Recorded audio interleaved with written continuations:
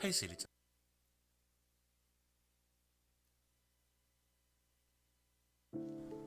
hey City Takers, we would like to thank you for choosing to partner with us financially, as well as thank you for your sacrifice and giving. We would also like to continue to give you every opportunity to be cheerful givers. Please feel free to use these electronic giving options for Cash App, $Noka Gives, for PayPal, nokagives@gmail.com, and we would like to introduce the newest and easiest way with the text to give option. Simply follow these easy steps. Step 1. Text GIVE to 501-300-7897. Step 2. Click the link you receive via text. Step 3. Enter your amount to give and where you would like it to go, either tithes, offering, or pastoral gifts. Step 4. Enter your payment and billing information. And step 5. Click the blue submit button and you're done. You'll receive a text confirmation once the process is successful. And as always, we'd like to thank you for sworn into the kingdom and the vision of Nation of Kings. God bless.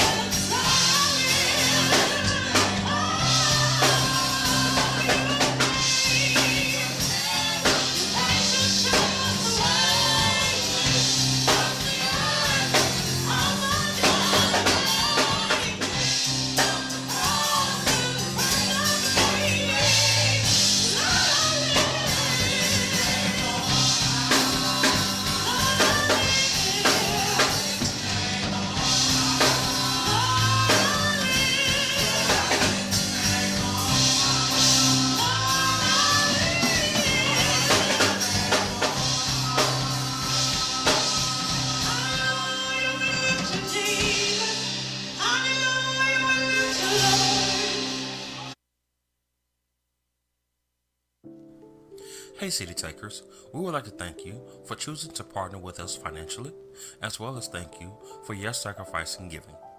We would also like to continue to give you every opportunity to be cheerful givers. Please feel free to use these electronic giving options for Cash App, $Noka Gives, for PayPal, nokagives@gmail.com, and we would like to introduce the newest and easiest way with the text to give option. Simply follow these easy steps. Step 1, text GIVE to 501-300-7897. Step 2, click the link you receive via text. Step 3, enter your amount to give and where you would like it to go, either tithes, offering, or pastoral gifts.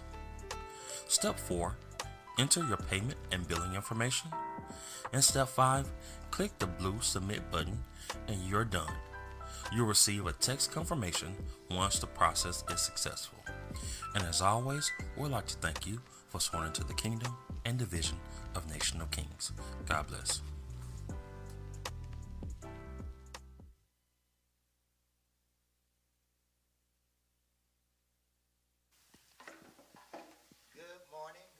Good morning. It's a great to be alive. Welcome. We are excited to be here. We are excited to, well, that's fine. We'll pull it in a little bit. We're excited to be here. This is the day the Lord has made, and we'll rejoice and be glad in it. Listen, check this out. Today is going to be a very special day. This is the first Sunday in December. And we're here again with Red Couch Conversations. So we decided to switch it up a little bit. We've been asking everyone questions and interviewing people. So one of our marketing and media director decided that it would be a good idea if we switched it up to where the teens get a chance to ask the adult questions. And so this should be very interesting. So we're going to do something a little bit different. So I'm getting ready to put some rules on the screen. So if you could put the rules on the screen, Pastor Tim. So this is how this is going to work. So each of the teams have placed in the bucket at least 3 questions, right? And so we're going to be pulling those questions, but the team gets to pull the question. So each team will also have 4 playing cards. You cannot look at your cards. Can I look at your cards? Can I look at your cards? You only have 3? Should be 4. You have 3? Okay, there are 3 playing cards. All right. Each team has 3 playing cards. And so they don't know what those cards are. They cannot look at those cards. But when we come to the team, they're going to turn one of their cards over. When they turn their card over, if that card lands on a red number, then they have to ask that question directly to their parent. Their parent gets to take the hot seat. If that card lands on a black number, we can ask any parent, and we're going to have a wheel to spin to find out who the parent is that's going to be asked the question. All right? We're going to have a wheel, and so I'm just going to give you a little demo of the wheel real quick. Let's see the wheel. All right? So show the wheel, Pastor Tim. All right? So here's the wheel, and if it lands on one of the parents, so we have Pastor Tim is one of our parents, Crystal is one of our parents, Kelly is one of our parents, and their children are all here sitting on the couch. Yay. Right? So if it lands on them and it's a Lord Jesus. So if it is a black number card, then we spin the wheel to see who's going to ask the question. However, if it is a royal card, it's just going to be a random anonymous card that we can pull and anyone can answer the question. Right? However, if it is a little joker, Lady Deborah gets in the hot seat. Okay. If it's a big joker, I get in the hot seat. But if the wheel lands on the logo, we skip that question and we move on. All right? So, are y'all ready to play parental hot seat? All right? And this is the hot seat, by the way. So I'm going to be off the camera because I'm going to be controlling the wheel and determining who asks. So, Lady Deborah, we're going to start with Kaylin. Okay. So Kaylin gets to ask the first question. So she gets to pull a question. She can't look at the question yet. All right? I turn over one of your cards. What's your card? Black. It's a black 3. So, a black 5. So it's a black number card. So we get to spin the wheel to see who gets to answer the question.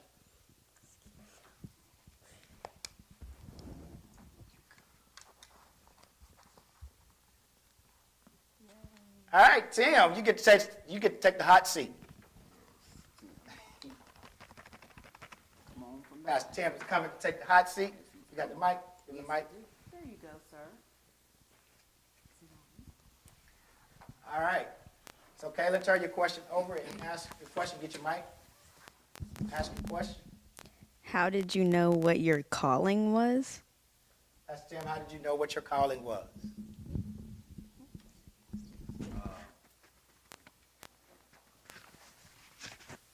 Okay, so for me personally, that's kind of a compound question because I have a call into the ministry, and so I kind of been getting the words and things like that. But what really landed for me was I had a dream one night, and I was at my old church I was at. The place was full. I mean, it was a packed house. I was sitting in the congregation, and then I looked down. A preacher was preaching. I don't know who it was. I looked down. I looked back up. Everybody else was gone, and the preacher was pointing at me and saying, "Preach the word." Again, I had prophecies. I've had thoughts. I kind of knew, but I asked for a sign, and that was my sign. I didn't get no clearer than that. Now, when it comes to just my advocating for people, love for people, and things like that, working in the capacity of leadership or what have you, that's something I've been running from for a mighty long time. I am an introvert by nature, an extreme introvert, but I'm a forced extrovert also. So it was a passion and pain and a pull, and I knew that passion and pain and pull was something that God was calling me to. All right. Good deal. You can get up from the hot seat now. Thank you. All right. So, next in line is Xavier. All right, so you get a chance to pull a question. You can't look at it yet. All right, and turn over a card. What's your card? It's a black 8. All right, so let's see who gets the chance to answer this question. Use your mic. You don't have to use it.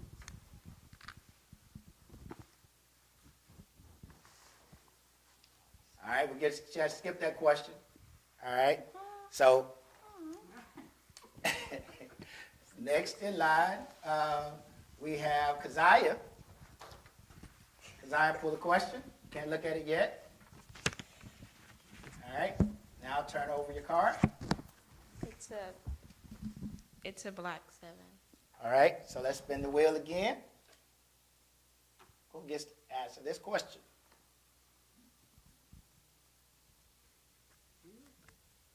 Kelly gets in the hot seat. Come on, Kelly, get in the hot seat. Go get it. Go get it. Go get it.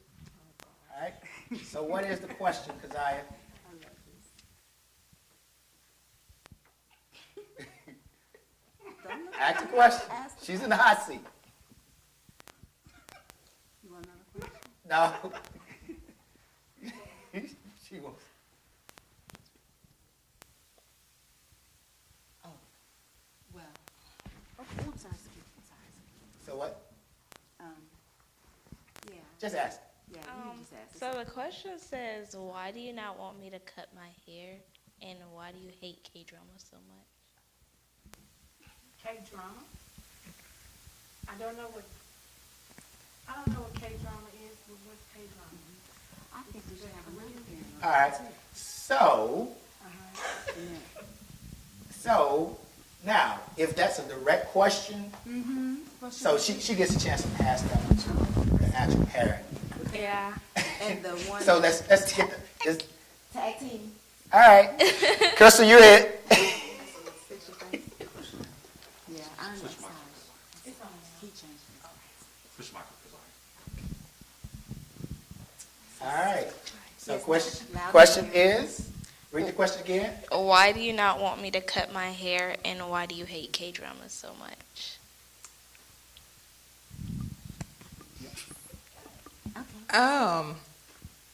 You're in a hot seat. Okay. Well, Over let's there.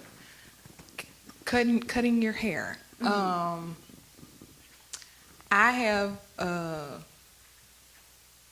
have kind of relaxed my stance on you cutting your hair. I have come with wise counsel to realize that that is your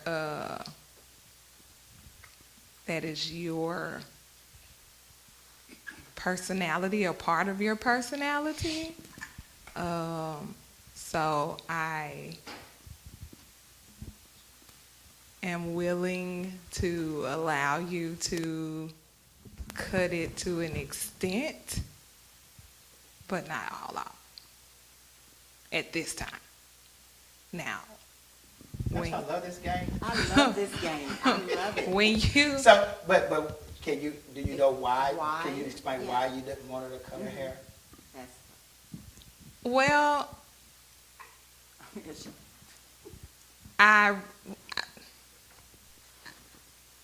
I really don't. Well, let me just say this.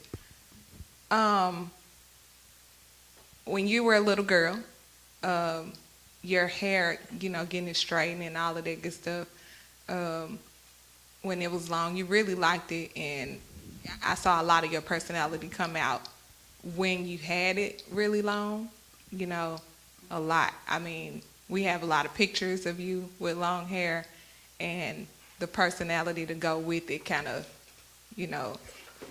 shone through. And I guess I kind of got used to that. So the transition of your personality change, I guess, is something that I'm having to learn to transition with. So I guess that's the reason why, I was kind of a stickler about you cutting your hair. So you're trying to hold on to your little girl. Yes, pretty much. Is it okay if I ask a question? So would that be her personality? I'm not questioning you. I'm just asking. Do you connect that to her hair being connected to her personality, or is it what Pastor Jones said? You just don't want your baby to grow It up. was just it's not connecting her hair with her personality. It's just it's just a little girl thing, I guess. So as far as the K-drama, yeah, let's go ahead. I'm not really okay, so this is Korean drama for people that don't know. It's Korean soap operas that that had in the teenage culture today that I've witnessed it's not G-rated anymore. It's TV mature audiences as well, and it's a little mature for you right now. Is the reason why I really don't want you watching it. However, I have extended the rope to allow you the opportunity to kind of mull over what it's, how it's influencing you. That's why I didn't shut it down all the way, you know, because I'm trying to give you opportunity to make the decision on how much of it you gonna let in to influence you, because we've had experiences with Korean culture and other aspects of life. So that's a part of that, and that's why I don't really like it. Good deal. I love this game. Yeah, I do too. All right. Next in line is McKinley. So she gets to chance to pull the question.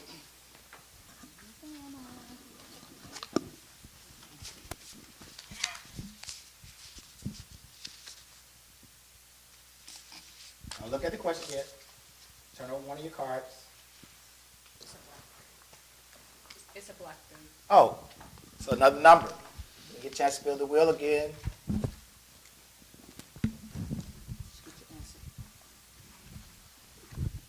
So I want y'all to know I did not shuffle these cards. Crystal, back in the hot seat. All right. What's the question, Kenny? The question says, did anyone have a childhood pet as a child? In my family or me? Did you have a childhood pet? I did have a childhood pet. So tell us about your childhood pet. What was it like? I had a puppy, and actually, in my young age, what happened was the dog catcher wanted our dog, and so they came on our porch and stole it, and so so that was traumatic. Is that why you've never gotten another pet? No, that is not why I haven't gotten another pet. Because I did, as a teenager, I did have a pet.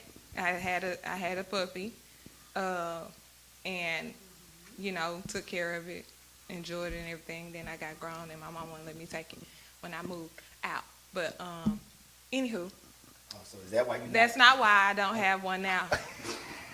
I don't have a puppy or any type of animal at this point because I have 6 children.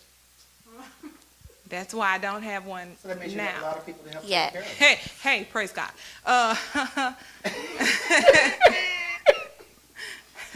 Okay. All right. So what would you say to a teenager who wants a pet, teen or preteen who wants a pet, but their parent is not so big on allowing them to have a pet? I would say be consistent in taking responsibility for what you have to be responsible for at your home so that your parent can see how consistent in your responsibility you are, which would open up their view of seeing how well you could take care of a pet. So that's what I would say. Good job. That's great wisdom. Thank you, Crystal. You're welcome. All right. We're back over to Kayla.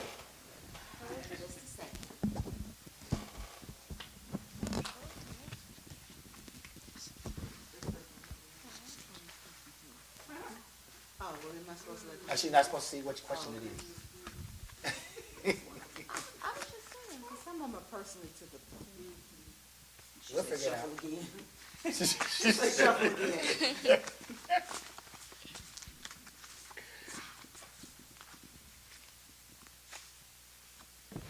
All right, turn the card over. Black 5. So spin the wheel again.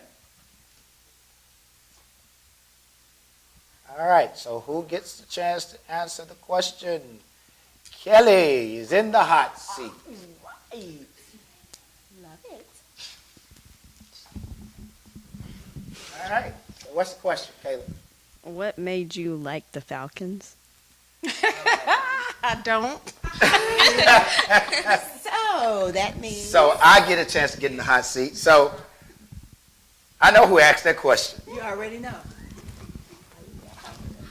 So what made me like the Falcons was that it had one of the greatest quarterbacks this world has ever seen. And that was in Michael Vick. So I started following the Falcons once Michael Vick was there. And, you know, my loyalty was a little shaky, but then when Matty Ice and Jones started being that 1-2 punch, and they was killing the game. And then you had the backfield was amazing. And so I just stuck with it because I'm a loyalist. I don't just jump teams. I don't jump from like the Patriots to the Buccaneers just because the quarterback leaves. You know, so I'm a loyal fan. Yeah, and that's why I like the Falcons. I'm in the hot seat. I answer how I want to answer. All right, next question. Xavier, he gets to answer the same question he had, but not until you pull your card first. I get to answer that question, but you got to pull your card first. Black 10. Like 10. All right, so spin the wheel.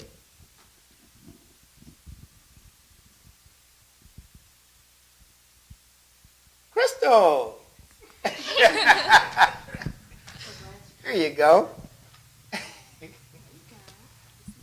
And the question is,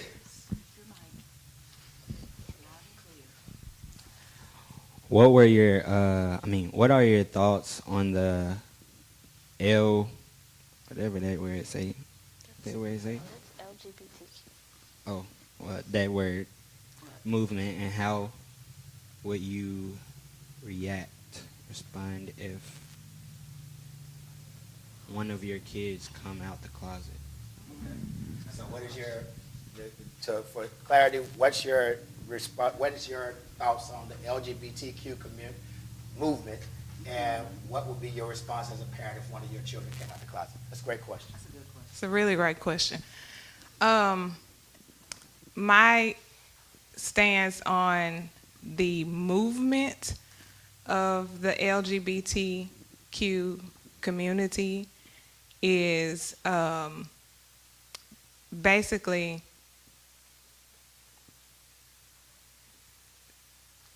I don't agree with the movement. The movement in and of itself is an avenue to influence a culture according to self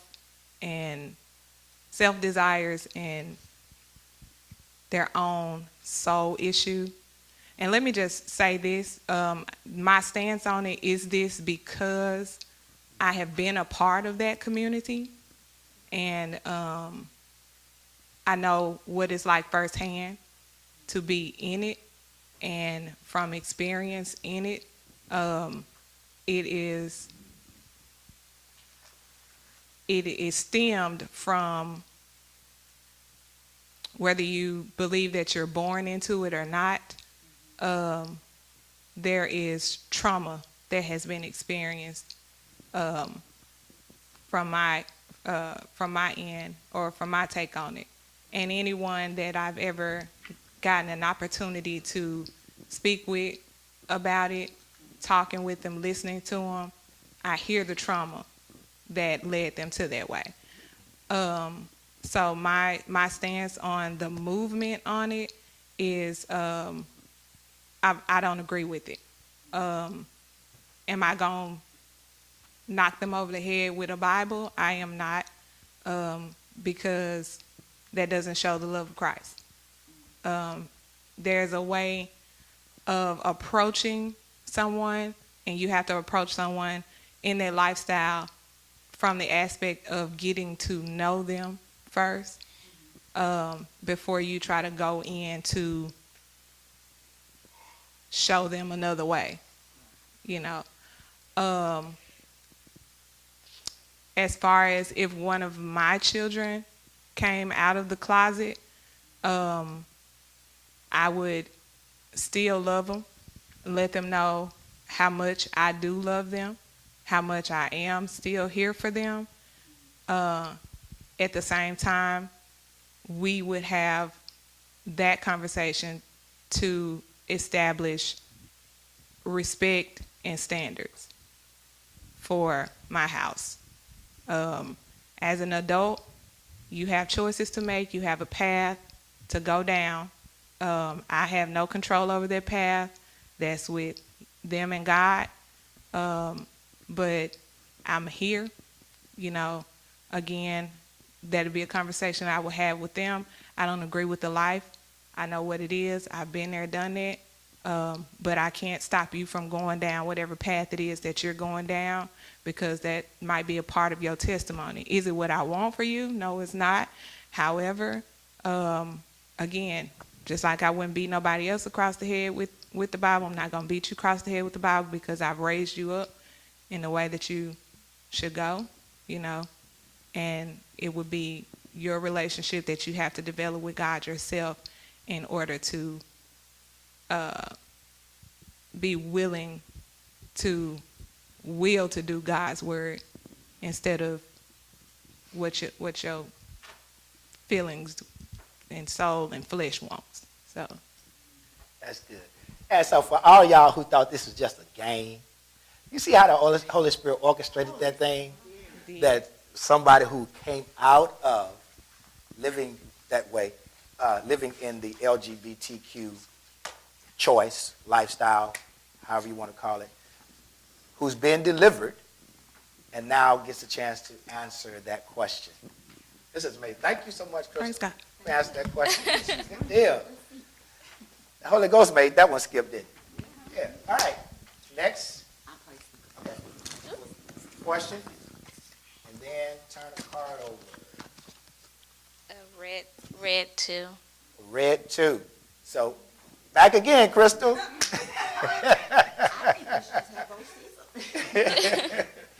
Red 2, because it's directly to your parent. Okay. So go ahead and ask the question. What are your thoughts on relationships with big age gaps, or what would you consider acceptable? Like, if they're legal. if they're legal. Yeah, your kids. Okay. Again, if you're legal, if you're 18 and older, that's your business. Like Auntie Tab said, that's your business. You know, I would. What about if they're teenagers? Because these are teenagers asking the question. Okay. So if it's within the teenage, everybody's under 18, but there's a big age gap. Let's say. So what would be acceptable for you? Okay. What would be unacceptable For a big age gap, I'll go from like, okay, 17. If you're 17, if you're a junior, senior in high school, you don't really need to be talking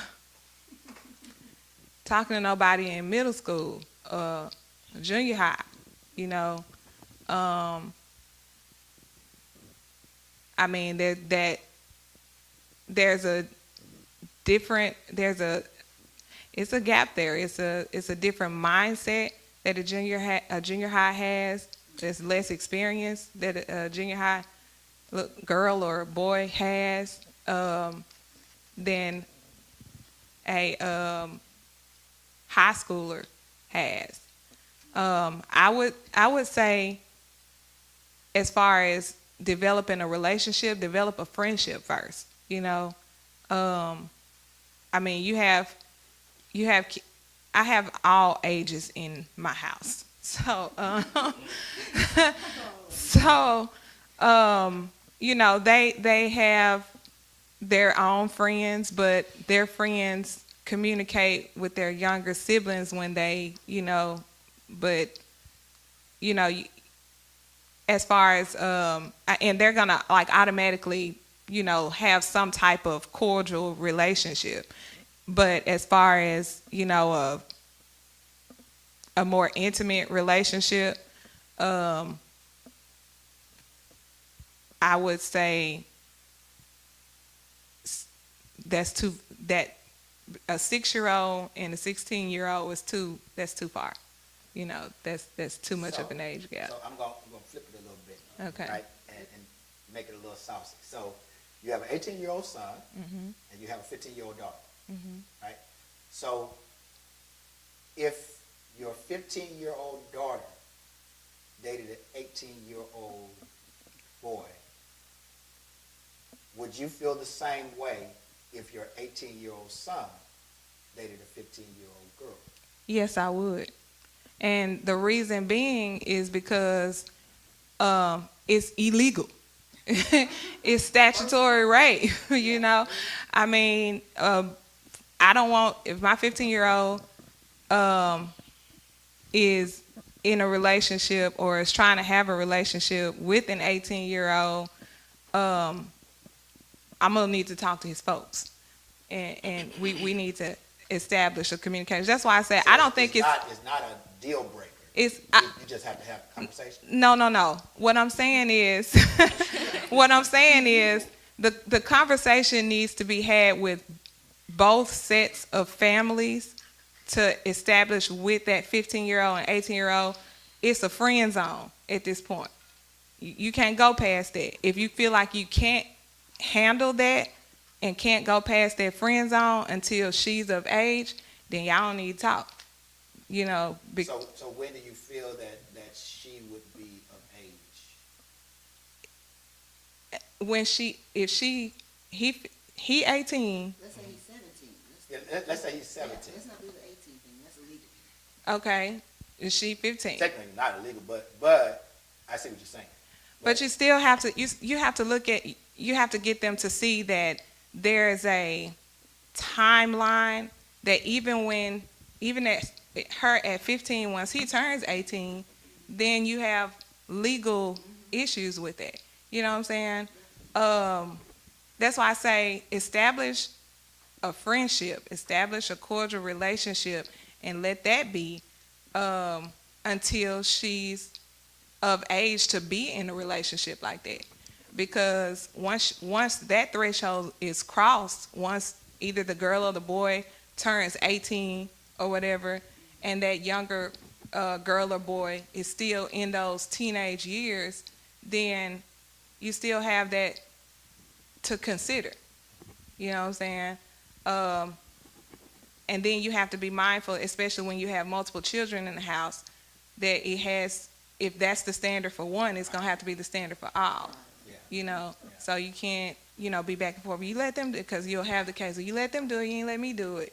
So it has to be the standard for all. And you have to get them to look future, you know what I'm saying? Because if you're just looking at what's at face value, what's in front of your face right now, and not considering, any type of ramifications or consequences or anything like that, as they process, or as they grow, they'll only be looking at, oh, it's just now, it's just, I just want to be in this relationship now.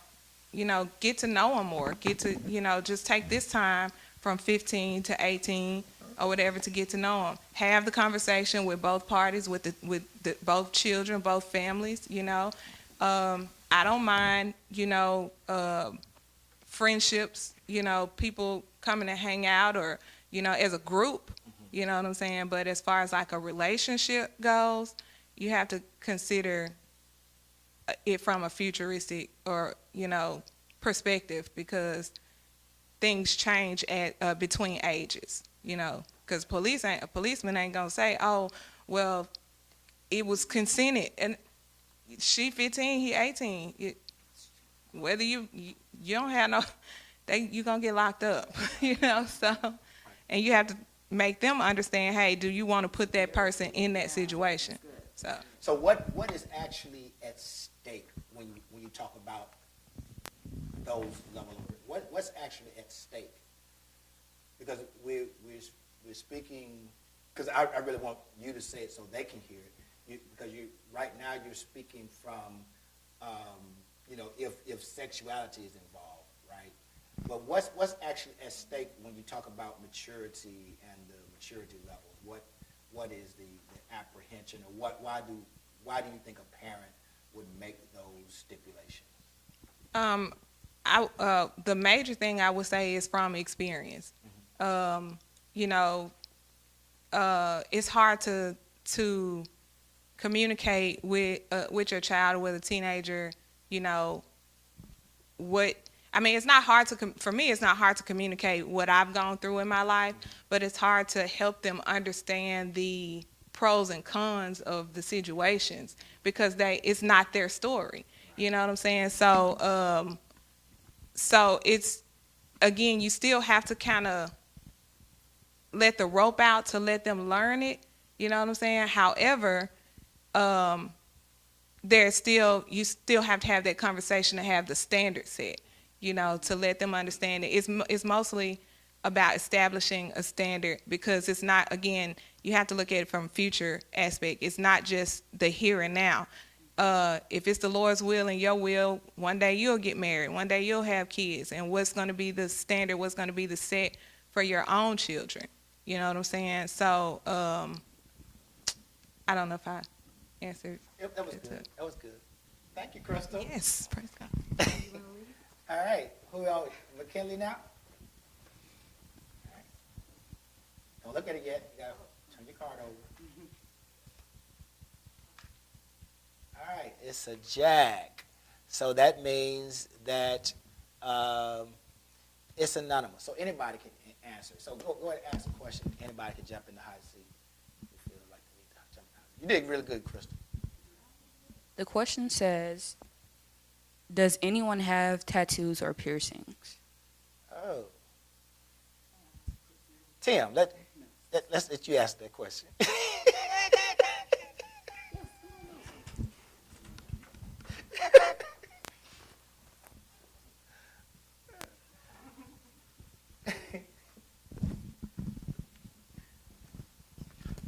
Yes, I have 2 tattoos. One on my shoulder on the side, one on my arm right here. The first tattoo I got, I was 17, but my father took me, and I talked to my parents, had the conversation, and so they approved it. I was about a month and a half away from being 18, though, so it wasn't like I was just turned 17. So, but I don't have any piercings. There was the conversation. I wanted the earring. My parents were like, no. But my dad had a tattoo. So, you know, they work with me, though. So it was some mutual respect, and they allowed me to get the tattoo. And it's nothing crazy. The first one was a music note that had "by his hands" written through it. And I was basically referring to by the hands of God that I'm musically inclined. My second tattoo is a cross with TJ on it, which my name is Timothy Joel, and now I have a Timothy Jr., so I have those. At one point in time, I wanted to get a bunch of other tattoos, but at this point, I got other things I can do with that money. Okay. So what do you say to a teenager who is wanting to get a tattoo, but their parent, or a piercing, and their parents, you know, are just dead set against it? What do you say to that teenager? First of all, what is your reasoning for getting a tattoo? Because tattoos, while they are not permanent, they are not very easy to get rid of. So it's expensive to get rid of them also. So what's your reasoning behind it? If you are dead set on it, if you talk with your parents and they're dead set against it, you have to be respectful to the household that you're in until you're able to get out, get on your own. As Crystal stated earlier, once you become an adult, you know, you are able to make those choices. But again, remember that those choices that you make, they may have lasting repercussions. So I say that to say that people who are younger get a bunch of crazy tattoos or I don't want to say tramp stamp, but a lot of different tattoos.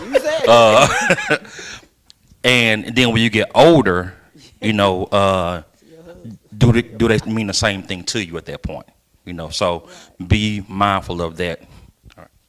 Thank you for that, Pastor Tim. Pastor Jones, what is your take on it?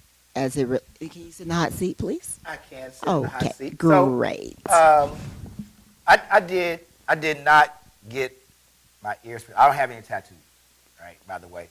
I did get my ears pierced when I was 19.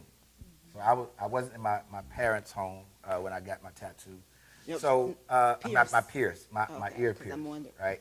And I only got my left ear pierced because back in the day, there was a little code about, which ear you got pierced. Now that everybody get both of them pierced. And so I always told my sons that when you become an adult, you can, you do what you want to do, but just be mindful. Be mindful. And we do things in our younger years that don't make sense to our parents. We do things that we just want to do just because we want to do them, right? And so even when I got out of the military, I still used to wear. I was a preacher. Still used to wear my ears pierced. But I was also a mentor to teenagers. And I had one of my mentors come to me and say, hey, now you do whatever you want to do. He said, but I want you to think about what type of impression you're making on these young people. What are you going to say to them if they go behind their parents' back and get their ears pierced and they say it's because you had your ears pierced? How is that going to affect? And so I had to think about that, right? And so I stopped wearing mine. Now I was cute too. I was cute with my ears pierced. I was cute. What I Deborah? You were cute. I was. But I had to think about that. Who am I impacting, and why was I doing it anyway? Yeah. Was I doing it just because I was cute, or was I doing it? Was I making a statement? What was I doing? So it meant more to me to make a real big impact on the young people that I was mentoring than it did for me to look cute at that time. So that's my take on it. Christopher, you want to chime in on it? Okay. All right. Next up is Kaylin. All right. All right. Flip your card over. It's a jack, so it's a royal. So you can answer it, and it could be anonymous. What's the question? Okay. Ask the question. Were you scared when you had to make your own way in life? How did you deal with it? Okay. You're talking about when you become an adult and you had to make your own way in life. Okay. All right. Any parent want to answer that question?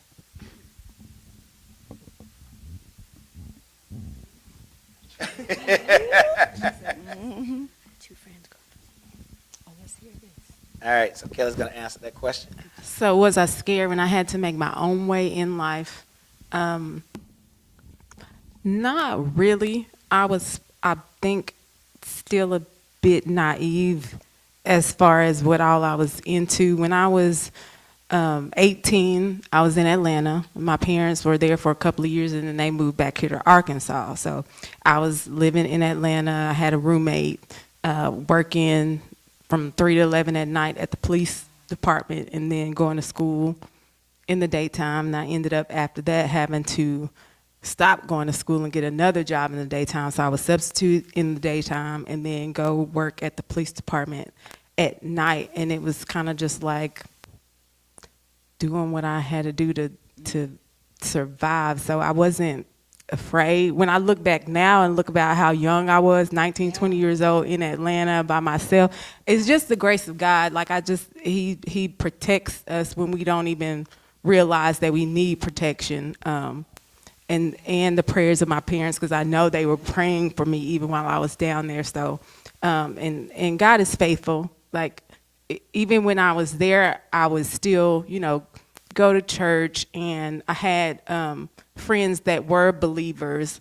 Even being in working at the police department, some of the older detectives would look out for me and make sure. Like, there was one who would just every now and then come and slide some gas money. Like, I know you need a little gas money. I pawned my car title probably 5 or 6 different times, but just doing what I had to do to make it. But just the grace of God, He kept me and carried me through all of that. So I wasn't afraid. It just was just walking through life. I never knew that you were there by yourself when your parents had moved back. Wow. Yeah, for about a year. So you was grown by yourself for real. Yes. Getting on the city bus, going to get her hair In done. Atlanta. In Atlanta. In Atlanta. Wow. Wow. That's amazing. That's the great. Yeah, the grace of God was. It was the definitely grace of there. God. It really was. Yeah. It really Now, was. were there things That's that awesome. that you experienced in your childhood that made you feel like you could do it?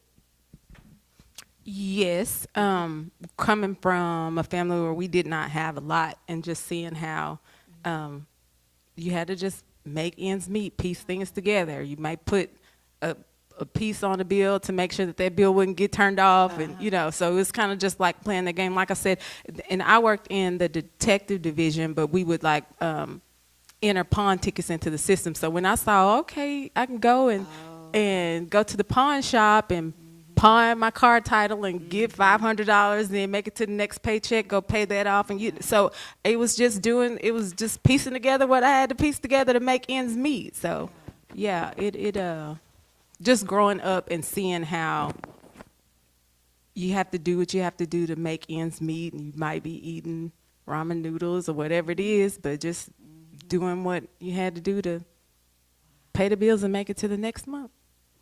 Good deal. Good deal. Yeah, that's good. Great. All right. Does anybody have any more questions? We have more.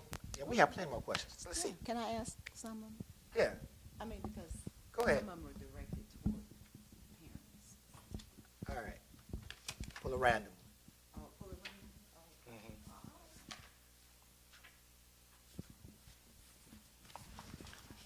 So you're asking the question? You ask a question?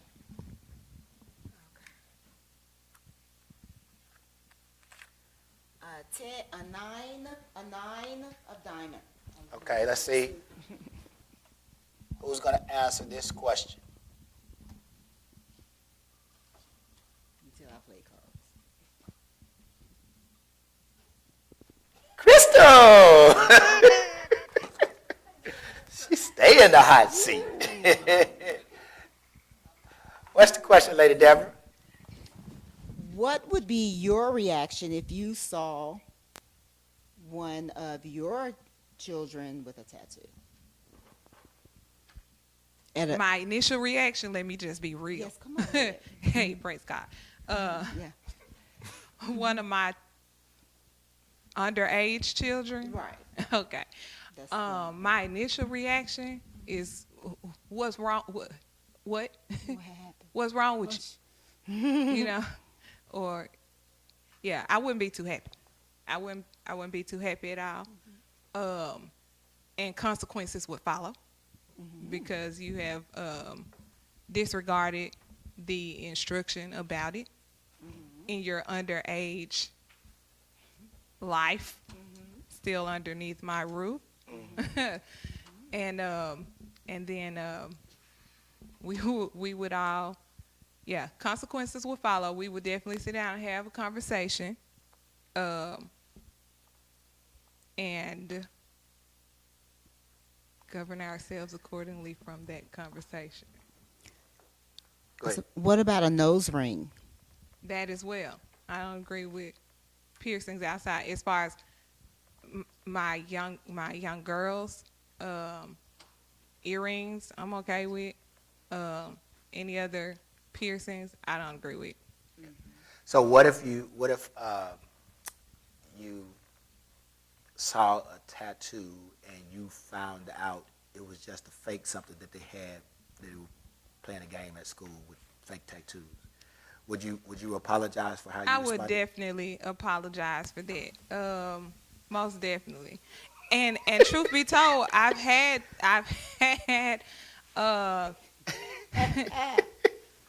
well, it wasn't with a tattoo, but it was with makeup. Yeah. And I had to, eat the pie and apologize because I thought, my baby had makeup on, and I was like, well, hold on now. Wait a minute. You don't have permission to wear makeup, and she was, way younger. But when I looked, and I rubbed my finger over her eye, and it wasn't nothing coming off. Yeah, I was. Now turn the mic off. Get another mic because we want to hear this. So she was ready. She actually told me to go wash my face like 5 times You know, scared the bejesus out of me. I'm still scarred today.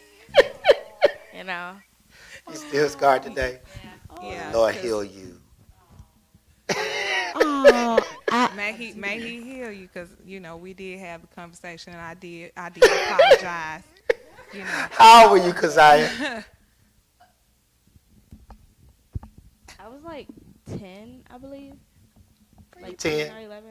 Yeah. Oh, wow. How old are you now, 15? Wow. Wow. I would All right. like to know if Kelly would. Oh, go ahead. Go ahead. Why don't you agree with other piercings? Yeah, that's a good one. That's good. That's a good question.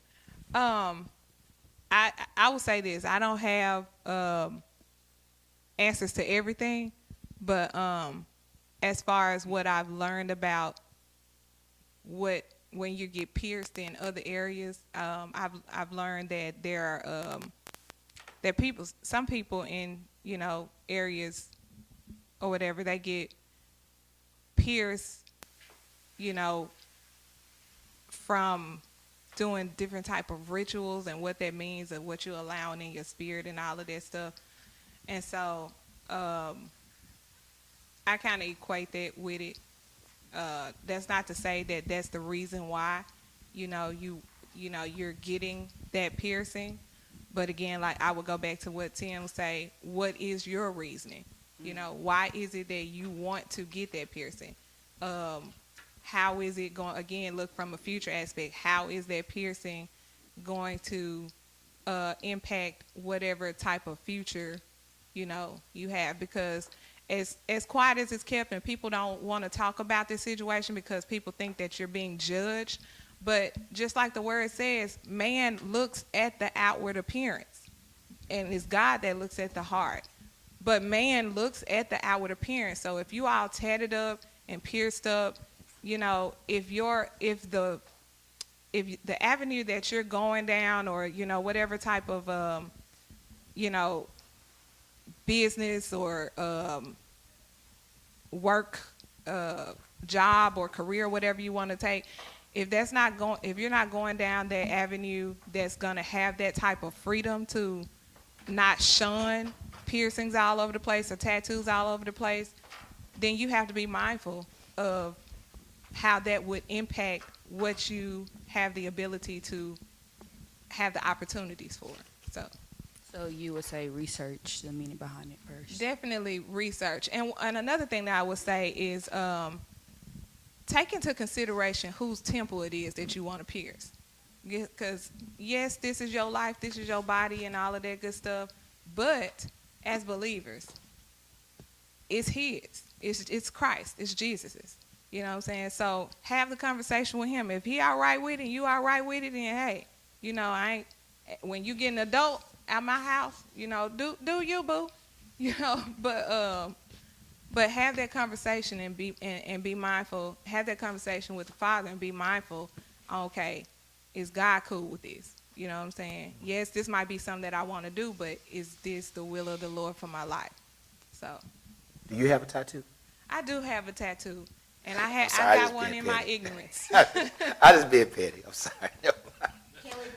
Kelly, would you like to answer that question? Well, how would you respond if you saw your child with a tattoo? A nose, a piercing. A piercing? A piercing. Oh, gee. Underage? Underage. I believe Underage. We wouldn't keep it. No, it would be removed, and the hole would close up wherever it was until such time as you are of age. Just for the fact that if you don't have permission to do something like that, and we have not talked about what that means and where that comes from, then no, it's going to be closed up. Yeah. Good. What about Tim? Tim, what would you do? How would you respond to that?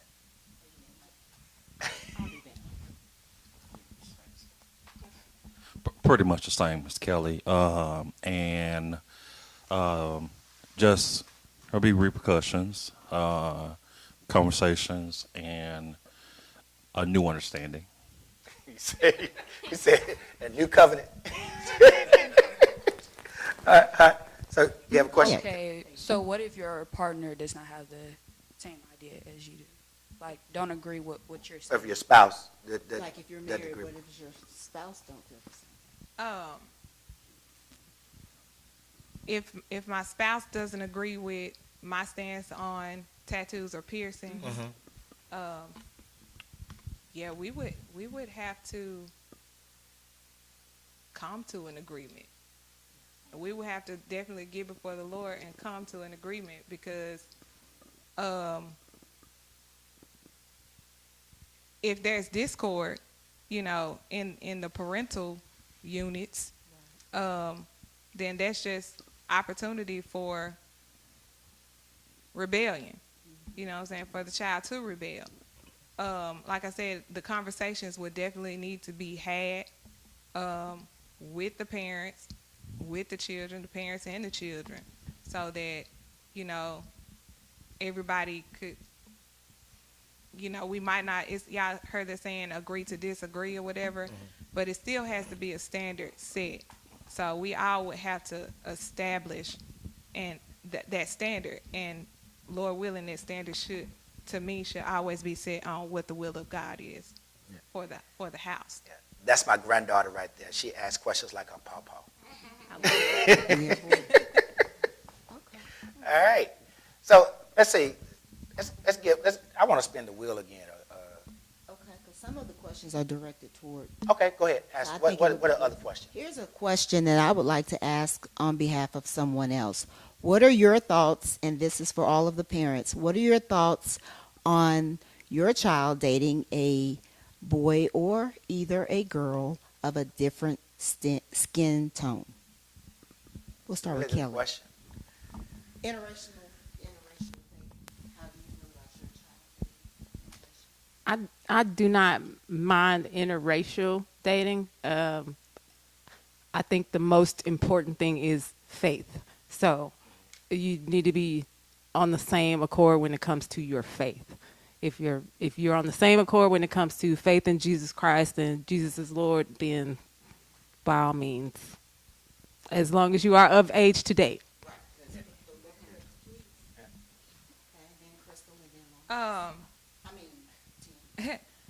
Well, y'all know, yeah, we got all colors in the rainbow at our house.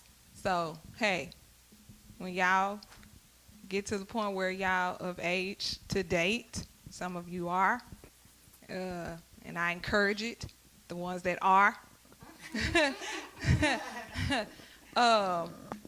do you? I'm open. My husband Filipino, so hey, praise God. Don't sleep on the allergies. Tim? For me, kind of, again, the same sentiments.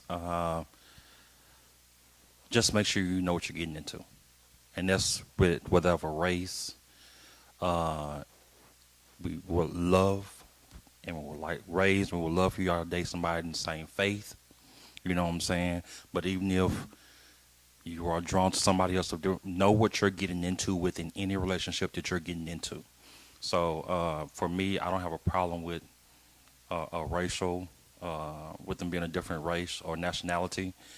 I'm kind of with the same thing what Crystal talked about, dating the same sex or anything like that. So just everything she said, I say about that. But just know what you're getting into. Can I? I'm sorry. Go ahead. I want to say this as well. If that's a choice that you make to date interracially, just being real, like Tim said, prepare yourself, because as we might think that racism and all of that stuff is not going nowhere. You know what I'm saying? You will have people look at you crazy. People gonna say some crazy stuff, you know what I'm saying? But you have to gird yourself up and understand that this ain't about them. Just like Kelly was saying, as long as y'all on the same page with your faith, have the conversations about what your expectations are, your standards, and all of that good stuff.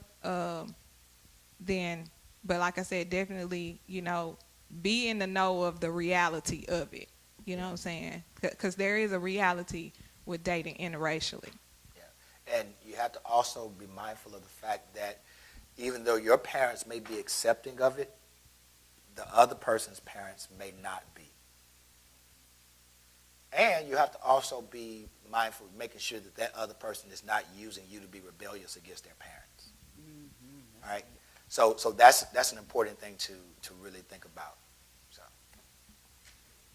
no more questions? What, did y'all have any other questions you want to ask? No other? Kazai, you have another question? So how would you expect, but like what are some words of wisdom that you would give to someone if, like, what you was talking about, racism, if that like happened in the family, not like outside, but like you experienced that type of stuff in the family? Experiencing racism in the family,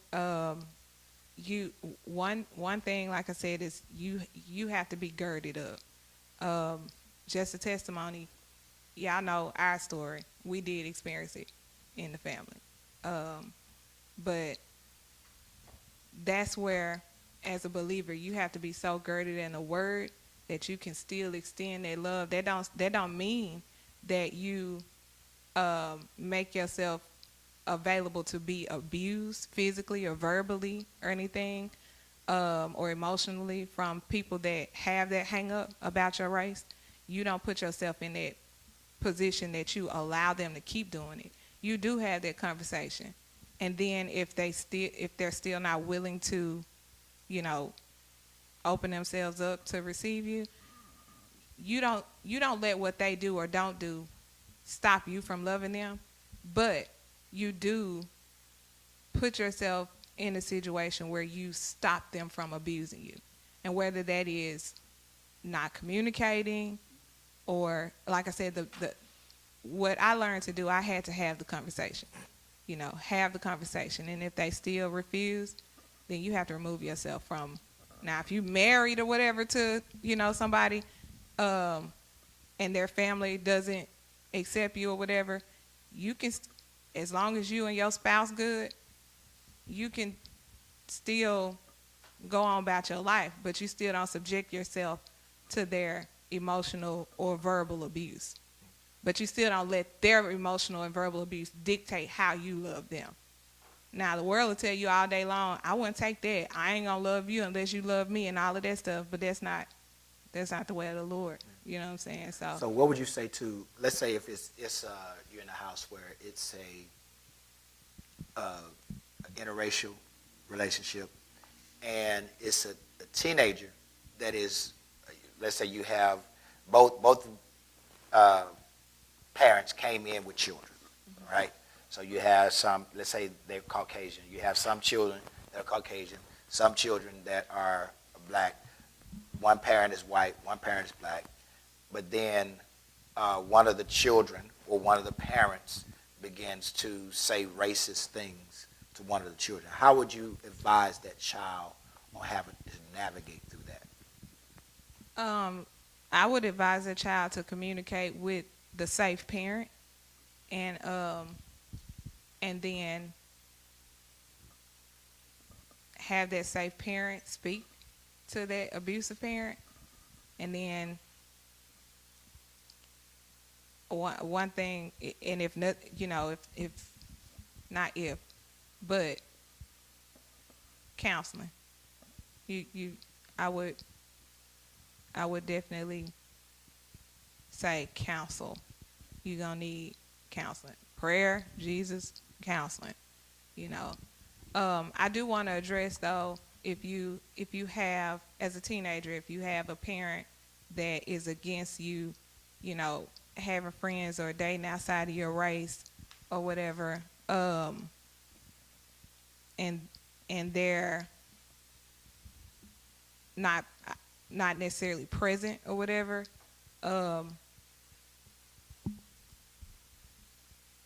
again, have the conversation, communicate, have the conversation, and if it's still where they can't come out of this, box that they're in, you don't subject yourself to the abuse. Again, communicate with the safe parent. Let that safe parent communicate with that other parent. And if counseling is needed, we can definitely go. You know what I'm saying? So. Great question. All right. Anybody else have a question? Kaylin, you have any more questions you want to ask? None? Go ahead, Kelly. What are some things that you need in a good Christian relationship? Good. You talking about dating relationship? Oh, Kelly.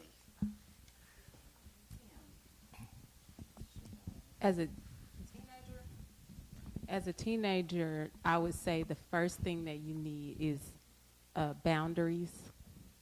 You need boundaries. You need to set up, because your faith is important to you as both of you, you need to set up boundaries for when you're going to be together, like group settings, how long you're going to stay on the phone, how late, making sure, that you are not putting yourself in a position where you will go against what you know to be right, So set up boundaries, have accountability, and then have fun. Like, just if you are a teenager, you're of dating age, you set up those boundaries. Just enjoy life. Don't try to take it too seriously and try to say, oh, now we're destined to be married and all this stuff.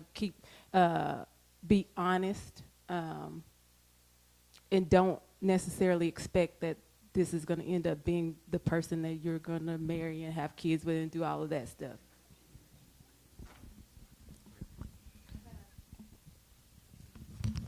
Go ahead. Yeah, I completely agree with Kelly. Again, and it's about because you're dating and you're still within the confines of the household of your parents. Be respectful to whatever guidelines and rules that your parents put out. If that person can't respect the rules and the guidelines that your parents have established in their household, and you're their child, then that might not need to be the relationship that you're in. Because if they can't respect what we have established, then at some point there's a disrespect for you also. So again, I'm piggybacking off what Kelly said about the boundaries, about having fun. But again, make sure that you are still being respectful to, and I say that because I remember having this conversation with my parents, and I didn't understand it completely then because I didn't want to understand it. But as a parent now, I completely understand and need to repent for some things also. So, however, let's, like I said, just be respectful to the rules that are established. We had a backup question, follow-up question to the blended family conversation, right? So someone texted and they asked, what if you're in a blended family and two of the children who came into the marriage, who came into the relationship, they're around the same age and they started having romantic interest towards one another? How would you counsel them on that? What kind of advice would you give them on that?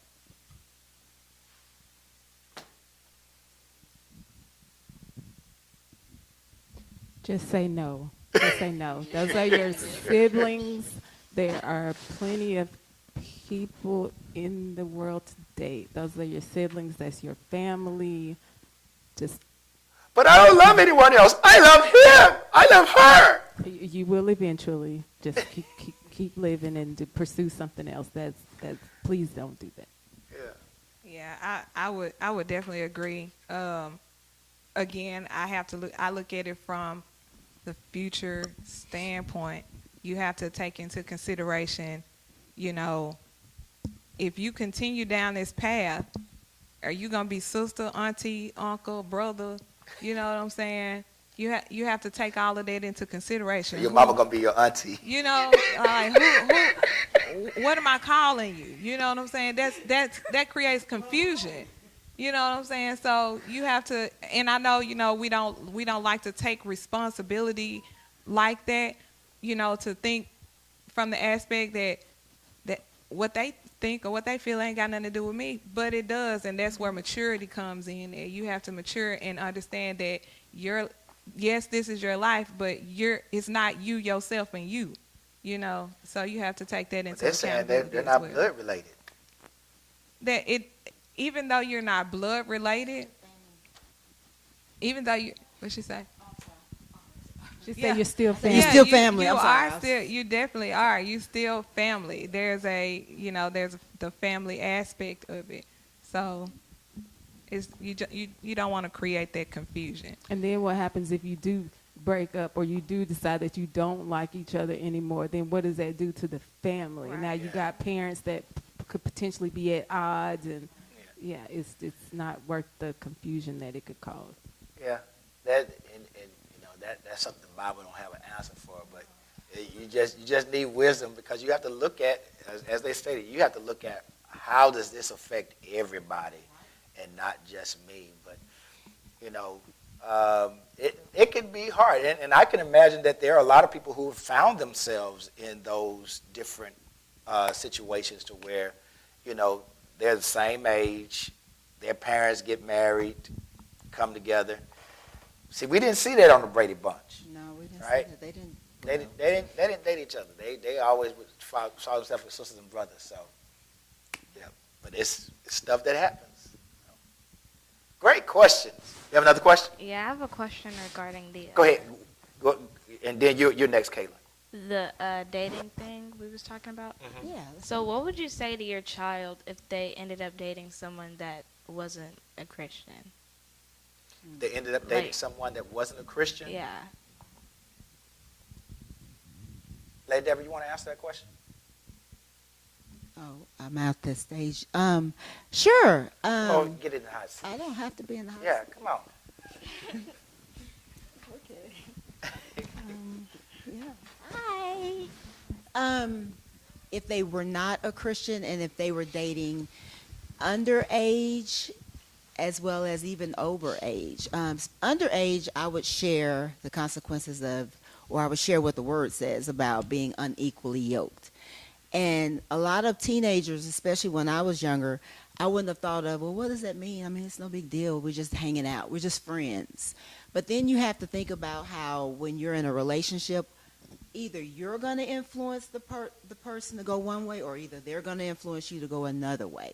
And if it pulls you away from your family dynamics and how you were raised and what your parents have instilled in you, then that's when you have to question, they don't apparently care about me if they're willing to pull me away. And if I'm drawn away, then that's can't be of God. I'm just saying. Is that a good question? Yeah, that's a good answer. You have to think about, do they respect your family, your values? Yeah. Right? Do they respect your values and what your family has instilled in you? Do they respect your parents, your family, to where they won't breach those boundaries? Or are they saying, hey, you don't, what you all believe is not right, is different, we believe what's right, right? So how does that affect you? How does that affect your family? How does that affect their relationship? What does that all look like? And you have to consider those things. Yes, I was going to say, even in that, you really have to think about if they're willing, if they know you don't believe a certain way, but they want to date you so bad, you have to question, okay, they're willing to just say, disregard my family, disregard from where I came from because they just want me. Then you have to wonder if they really do care about you, for them to pull you away, to want to pull you away from how you were raised. Because it's easy for them to say, oh, you're your own person. You are, but you still abide under authority in a home, another home. And so that's when I think I would want my son to really consider, hey, they really don't care for you. If they're willing to say, you don't need to listen to your parents, you don't need to do this. And I wouldn't beat him up about it, them up about it, but I would really hope that I could express, consider, go ahead. I also want to chime in, as far as our faith, the first and the greatest commandment is that you love the Lord your God with all your heart, with all your mind, with all your strength. Right. And so if you're honoring the God that you serve and you believe in, what does he say about having any other gods before him? What does he say about worshiping anybody other than him? So are you going to tie yourself to somebody that does not honor him the way that you honor him? And what does that say about your honor for him? So it's more about your relationship with your Heavenly Father, too. Kaylin, you had a question? Can I say something on that? Go ahead, and then Kaylin. And the last thing I'll just say about that is that you also got to look at the future. We've been constantly talking about looking ahead. What happens if you all fall madly in love and then you all have children? Then the parenting dynamic comes into play. You know what I'm saying? Decision-making dynamic comes into play. I don't care, the person might be a really, really good person. You know what I'm saying? It's a lot of good people that's not saved. However, you know what I'm saying, when it starts coming to those real life decisions in that household, if you are, again, unequally yoked, then it has a lot of potential for friction to come in and cause problems. Yeah, that's really good. Kaylin? So back to like the skin tone thing. Yeah, I don't really know how to say it, but like, what would you do if you found out that like not what would you do, but would your mindset change if you found out that your kid was dating like a interracial, or however you say that, but like they were getting like, I guess you would say abused? Like, would your mindset change? Like, I don't know how to say it. They're dating someone interracially that's outside their race. They were getting like, not like abused or something, but would you go from being okay with someone, like if they broke up, would you be okay with them getting with someone else who is also interracial, or would you like not be okay with it because of like what happened in the past? Because of what happened. So meaning that you're now judging everyone who was of that race based upon what happened in the other relationship. It would make me think long and hard. I would really have to think long and hard, because I don't have any daughters, but I can't imagine, if one of my sons was dating someone interracially, or even of a different culture, because sometimes you can have people who may be of the same race but of a different culture, right? Even though they may be believers, and I found out that they were being abused, taken advantage of. I'm going to ask them to really think about before they get involved in this relationship, because are they trying to get into this relationship to replace what they thought they had at first, or are they having a situation to where they don't want to believe the truth about what happened, so they're just rushing into a relationship? So I would ask them to think long and hard about that. So anybody else want to answer that? I love it. So when you say abuse, you mean like physically abused, or what are you talking about? Like hitting. So someone of a different race was hitting, for example, if someone of a different race was hitting you, would I feel differently about you dating outside your race? No, like The next person. I dated someone who was like Hispanic. They abused me and then we broke up. A couple months later, I met someone that was like also Hispanic. Would your mindset change? Like, would you like want me to date someone who is interracial, or like, would you want me to date someone who is my skin color? No, the skin tone wouldn't have anything to do with it. We would have to figure out what it is that caused you to accept that or put yourself into that situation. I would be more concerned about what happened to allow you to put yourself in that situation, or what happened to cause you to be in that situation. Was it something with that person, or is there some self-esteem issues? Like, what's going on that allowed that to happen? And let's work on that. And a couple of months later is not long enough to work through all of that. So I would be cautious of you dating anybody until we figured out what happened and what red flags we need to be watching for to make sure that you're not getting abused again. That's good. Yeah, I would just agree with Kelly. You know, it's just the color of the skin is not going to give me pause on you dating, whether you, you know, if you were physically or emotionally abused, you know, by someone you chose to date and then chose to date someone else in that same race or whatever. We would have to, you know, get to that root on what was permitted. What, again, like Kelly said, what red flag did we not see? Or not that we didn't see, but that we did not, or that we just pushed aside, you know, that we ignored, and then deal with that and move forward. So. Because I had another question. What if, going with this scenario, what if that abuse caused your child to leave Christianity? How would you respond? Like, how would you deal with that? Wow, that's a good question. I'm going to pray your way through, baby.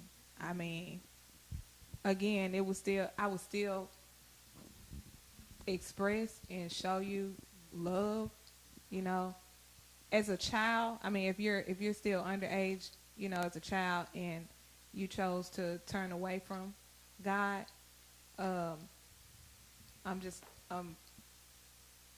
we all have those times where we question, you know, life and question God in our life and, you know, why things happen, or even, you know, to the point of asking God why you let this happen or whatever. But I think in those times when you're questioning why God let something happen, to me, you still in a place where you're communicating with him. So you might not be at the place where you're at that particular time at your age that you're willing to accept the truth or accept the answer. But that, again, that may be a path that you have to travel. As a parent, is it something that I want for you? No, it's not. But you were God's before you were mine. So my position is to still stay that safe place for you, stay that loving place for you, stay that secure place for you, pray you through it, because my confidence is in God to get you through it, and then bring it to him and say, hey, she yours.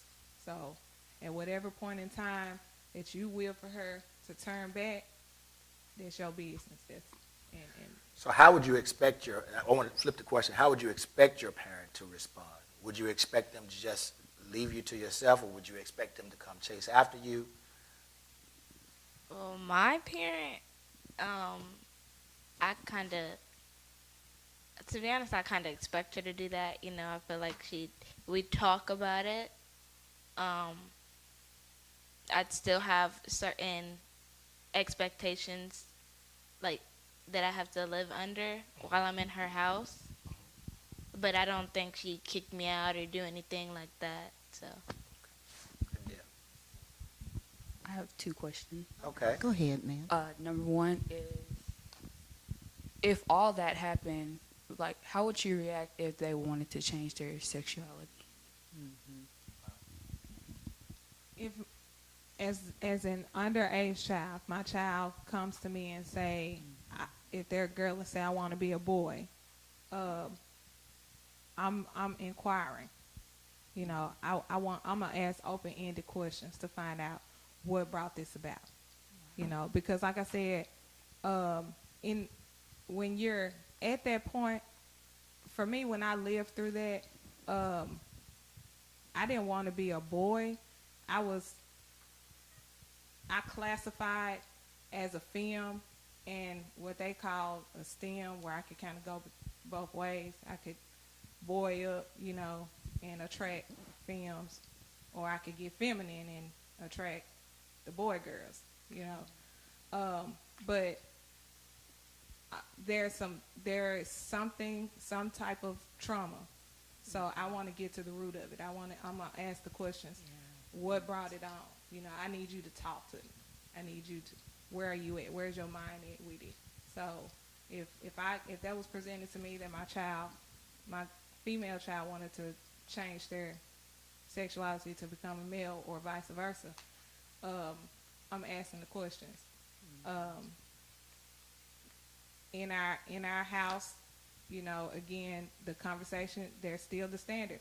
I love you, but the love, a lot of times in their lifestyle, the love that people want to be portrayed is all cookies and creams and kumbaya and accept me as I am. But that's not always how Christ's love is. The Bible says that he chastens those that he loves. And that don't always mean whooping them, you know what I'm saying? But that means putting up the consequences. Mm-hmm. That means putting up those boundaries, putting up those, showing the ramifications of if you choose to continue down this path, you're going to experience the pain, the hurt, the consequences from it. I tell people all the time, if you in sin, let's call it what it is. Mm-hmm. If you're in sin and you're choosing to be in it, and God is coming to judge that sin, he's not coming to judge you. He's coming to judge that sin. But if you're in the middle of it and you're choosing to be in it, you're going to feel that judgment. Mm-hmm. That's the whooping that you're going to get. Mm-hmm. You're going to feel it. But getting back to that question, it's the you have to have the conversation. You have to get to the root of it. So. Yeah. That's good. And that's a good, because I think that, in this day and age, and I'm glad you asked that question, we have to begin to tackle these questions, because you have parents who are dealing with that almost on a daily basis. Their children, little children coming to them and saying, I don't want to be called Timmy anymore, I want to be called Tina, right? And so, those are questions we have to grapple with, whether we're saved or not. We have to grapple with those questions.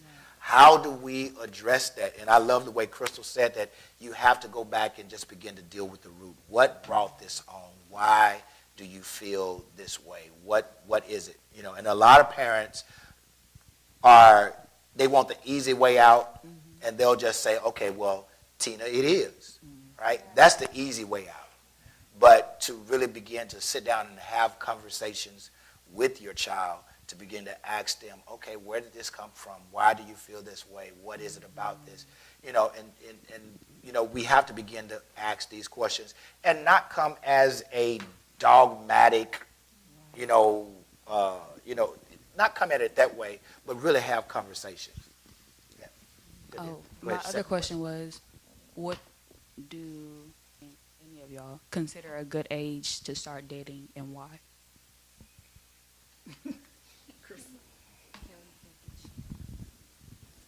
It depends on maturity. Typically we say 16, but it depends on maturity. It depends on what's going on with you. It depends on, your trustworthiness. It depends on a whole lot of things. Like if you're 16, but we still have issues with you not respecting the boundaries or the guidelines of the house, why would I allow you to step outside of the house with someone when I cannot trust that you're going to do what you've been asked to do as far as the rules and the boundaries go? So it just depends. And I, for me, my age was 16, but then, like I told Kayla, when I got to be 16, I was like, I don't even worry about it. I'm good. Like, it was just not at that point in time, the options were not promising, so I ended up waiting a little bit longer. So I would say work on proving that you are responsible, being respectful, doing what's asked of you, and then that will come when it's time. And I would definitely agree with that. And I would also say, I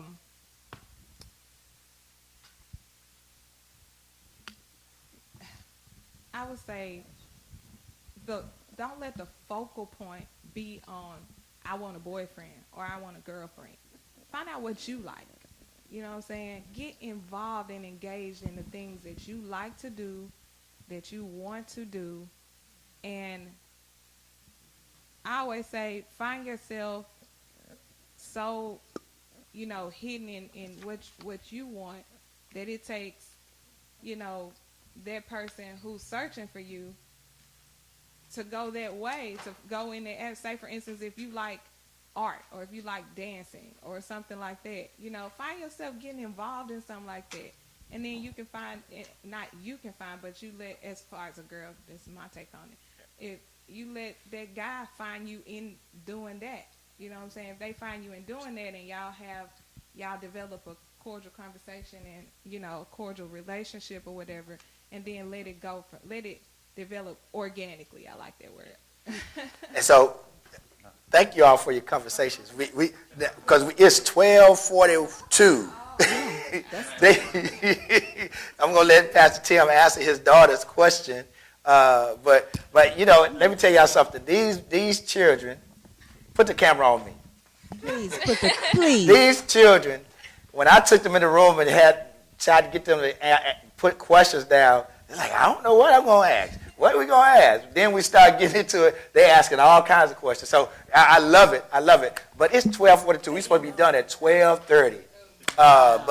But thank you all so much for your participation. But I'm going to let Pastor Tim answer his daughter's question, and then we're going to go ahead and close out. So just real quickly, again, I have to continue to piggyback off what the good wisdom's already been spread. But I want to say with children, be patient with your parents also. Because parents are also embarking on this journey with your children, especially first-timers. And we've experienced our life, good and bad. And so we bring those things to the table also. And so, we continue to grow and mature with you all in those things. So just like I said, be patient, and the same words of wisdom that Crystal and Kelly said. Thank you for saying that. Thank you so much. Hey, again, thank you all, teens, tweens. We really appreciate it. We really appreciate it. This has been good. Thank you all for joining us. And this replay will be up. So if you have children, teenagers that you would like to watch this, please send it to them. We're going to have to do this again real soon. Now they realize that they do have questions to ask.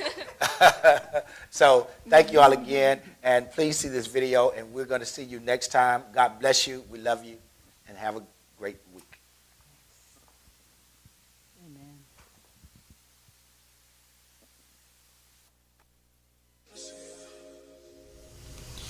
Hey, that's it. Thank you for joining us on another Nation of King live experience. Everything that was done in our service today was leading up to this very moment in time. I can't tell you how happy I am that you stayed, because now you have an opportunity. Because anything was said and done in our prayer, praise and worship, or in our spoken word that pulled on you and tugged in your heart to want to get to know the Lord better for yourself, this is your time. We want you to reach out to us on our social media platforms, be it Facebook, Instagram, or Twitter. Send us a direct message. Let us know that you've made the decision. All right? We want to help you walk out this thing. We don't want to leave you by yourself. And look, if you have made a decision, we are ecstatic about the fact that you've chosen to know the Lord Jesus for yourself. So we are happy. We are praising God on your behalf. But not only are we praising God on your behalf, the angels in heaven right now are throwing a Holy Ghost praise party because you've made the decision. But wait, if you haven't made that choice yet and you're still on the fence, look, this is not a pressure campaign. We're not trying to force you to do anything. However, we still want you to reach out to us. If you have any questions about anything that was said in our service today and our message today, reach out and ask those questions. If you just want prayer or you want to talk with somebody, look, we are here to help you. So again, reach out to us on any of our social media platforms. Yo, and as always, we want to let you know that we are happy you joined us, and we want to invite you to join us again next week here at Nation of Kings for another Nation of King live experience.